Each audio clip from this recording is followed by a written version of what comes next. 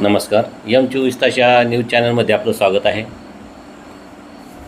नेवासा तालुक्यात गाजत असलेली निवडणूक म्हणजे सरपंच पदाची निवडणूक खुपटी येथील. तर या निवडणुकीसाठी जनशक्ती परिवर्तन विकास पॅनलचे खुपटी येथील मिशन 2026 अंतर्गत उभे राहिलेले भीमराज गोरक्षनाथ कारले हे आपल्या स्टुडिओमध्ये आज आलेले आहेत आणि यांची मुलाखत आपण आज या ठिकाणी घेणार आहोत. या कारले नमस्कार.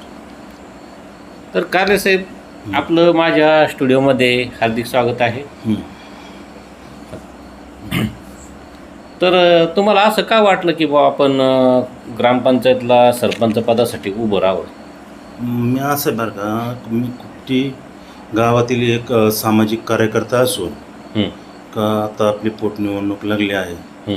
जनतेच्या विकासासाठी एक निवडणूक लढवण्याची इच्छा आहे का जनतेने बी ही निवडणूक हातात घेतलेली आहे. तर आपल्याला कुपटी गावचा विकास करण्याची संधी मिळणार आहे असं वाटतं मला. एवढं छाती ठोक तुम्ही कसं सांगू शकता? कारण मला जनतेने पूर्णपणे आशीर्वाद दिलेला आहे का जनता म्हणते आतापर्यंत मागं 5 वर्षे त्यांना दिले, त्यांनी काही काम नाही केलं. मग मला असं वाटलं का राहिलेले 17 महिने मला द्या, विकास काय आहे हे मी करून दाखवतो. आता लोक तुम्हाला काय म्हणतात, तुम्ही फार गिरवानी बोलता बाबा, तुम्ही फार असं म्हणजे डॅशिंग माणसं आहेत. तर मग तुम्ही लोकांना काय म्हणू त्याबाबत? तसं आपण डॅशिंग नाही, काय नाही, आपण कोणाचंही काही केलं नाही. आपल्याला असं वाटतं का आपल्या गावाचा आहे ना विकासच झालेला नाही आहे. आपल्याला आपल्या गावासाठी पाणी, स्वच्छ पाणी आणि रस्ते, कॉन्क्रिटीकरण, लोकांचे घरकुलं, संडास, बाथरूम हे सगळे कामं करायची इच्छा आहे माझी. आता वाड्या वस्त्यांबद्दल काय ठरवलं? वाड्या वस्त्यासाठी असं वाटतं मला का आता सध्या आहे स्ट्रीट लाईन करायची आणि आपले पहिली स्ट्रीट लाईन करून त्याच्या LED बसून द्यायच्यात आणि महिन्याला आहे ना त्याचे देखभाल करायची. दुसरी गोष्ट, आपल्या ना रोड सगळ्यात गंभीर प्रश्न पाण्याचा आहे. आपल्याला असं वाटतं का पाणीची व्यवस्था करावी, कारण जेणेकरून आपल्याला आपल्या मतदारांचे हेळसांड नाही झाली पाहिजे. नाही पण साहेब, गावात इकडे तिकडे पाणी आहे ना? नाही ना, पाणीच नाही. वाड्या वस्तीवरती पाणी नाही. लोकांना शक्य नाही गावातून पाणी नेणं. आता बरेचसे लोक मंदिराजवळ पाणी भरतात बा. गावातलेच भरते, लोकांना ते त्रास आहे ना, रोज यायचं पाणी न्यायचं असं आहे ना. मग आता आपण काय करणार? आपल्याला आहे ना आपल्या ताब्यात सत्ता आल्याच्या नंतर आपण पूर्ण रस्त्यांना आहे ना गजगड बाबा, नंतर Dhangarwadi road, Chichban road, Newasa road, Punatgaon road, Limbari road यांना पाणी जोडून देणार आणि जनतेची ना हेळसांड थांबवणार असं वाटतं मला. आणि आरोग्याच्या दृष्टीने काय विचार करतो? आरोग्याच्या दृष्टीने आपण काय करणार? आता हॉस्पिटल ताबडतोब होणं शक्य नाही आहे. याच्यानंतर असं वाटतं का एक ॲम्ब्युलन्सची सेवा कुपटी गावात द्यायची अशी आपली इच्छा आहे. नाही, तो निर्णय तुमचा चांगला आहे बरं का. आणि त्यामुळं काय होईल, जे गोरगरीब जनतेचे हाल होतात बा, डिलिव्हरीसाठी पेशंट जातं, त्याला साधनं मिळत नाही, आहेत ना, खरं आहे. काही अपघात झाला तर आपल्याला साधन मिळत नाही, भेटत नाही. परंतु हा शब्द आपण पाळला पाहिजे बा. पाळू ना. आपण आपल्या गावाच्या ग्रामपंचायत मार्फत ना सगळ्यांची सेवा करू, विनामूल्य सेवा करू. कोणालाही त्रास दिला जाणार नाही, कोणाकोणीही 2 रुपये घेतले जाणार नाही. आता आणखी काय घरकुलाच्या बाबतीत तुमचं काय मत आहे? काय घरकुलाचं आहे ना, ज्याला घरकुल लागतं त्याला सध्या भेटत नाही, ज्याला नको आहे त्यालाच घरकुलं भेटते. सगळ्या गावात तोंड पाहून घरकुलं दिले जातात. आता मला एक विषय आणखी एक तुमच्याकडं सांगावाच वाटतो. बरं. मातंग समाजासाठी जागाच राहिलेली नाही. मातंग समाजासाठी जागाच नाही आहे. हं. आपण काय करू, एक PWची जागा हं. च्या वरती आपण कलेक्टरची हे करून परवानगी घेऊन हं. प्रत्येक घरकुलासाठी हं. 1 गुंठा जागा हं. त्यांच्या नावावर करून घरकुल करून देऊ, हं. नाही, अशी आपली संकल्पना आहे.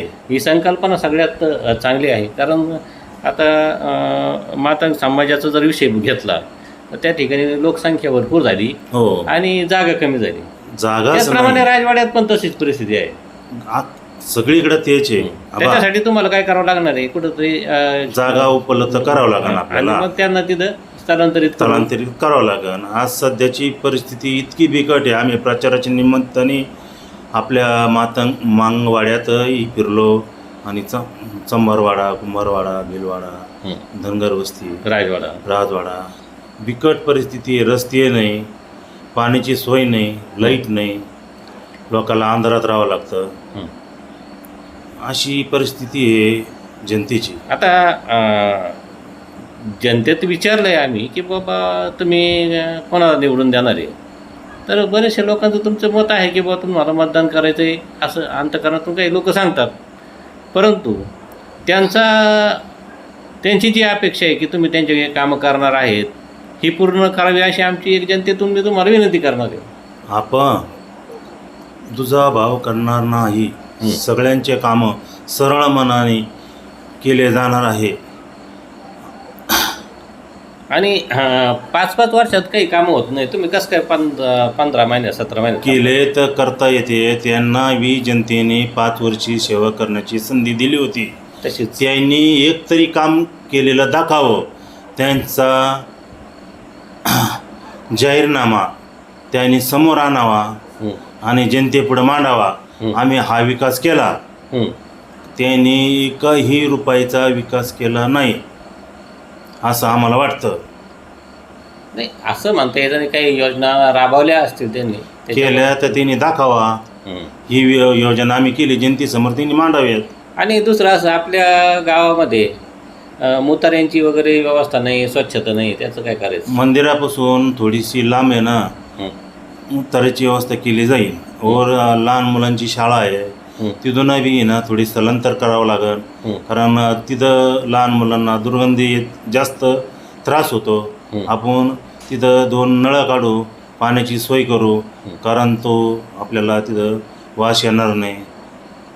आणि सगळ्यात महत्त्वाचं म्हणजे आपल्या गावातील जे व्यक्ती आहेत ना, ग्रामस्थ आहे ना, त्यांना स्वच्छतेची एक आपण सवय लावली पाहिजे. कारण तो लगबीला गेले का तिथंच गायच्या पुढे टाकणार, तिथंच हो. अमुक टाकणार, त्यांनी पण ते जपलं पाहिजे. आणि दुसरं असं पाण्याची जर व्यवस्था केली आणि स्वच्छता जर वेळोवेळी केली तर लोक चांगलं वापरतील असं मला वाटतं. दुर्गंधी होणार नाही ना हं. पाणी असल्याच्या नंतर. हं. कारण आज 2 मुतार आहे, तिथं पाण्याची अवस्थाच नाही. हां हां. असं आहे. आणि स्ट्रीट लाईटचा तुमचा प्रश्न चांगला आहे, पाण्याचा विषय चांगला आहे. हां. आणि आणखी असं मला वाटतं की बुवा विद्यार्थ्यांसाठी काही वायफायची व्यवस्था तुम्ही ग्रामपंचायत करणार का अभ्यासासाठी? हो, ती एक आपली संकल्पना आहे ना. हं.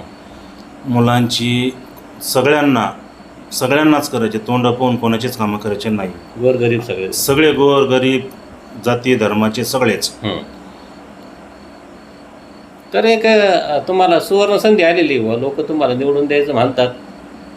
ही निवडणूक जनतेने हातात घेतलेली आहे. हं.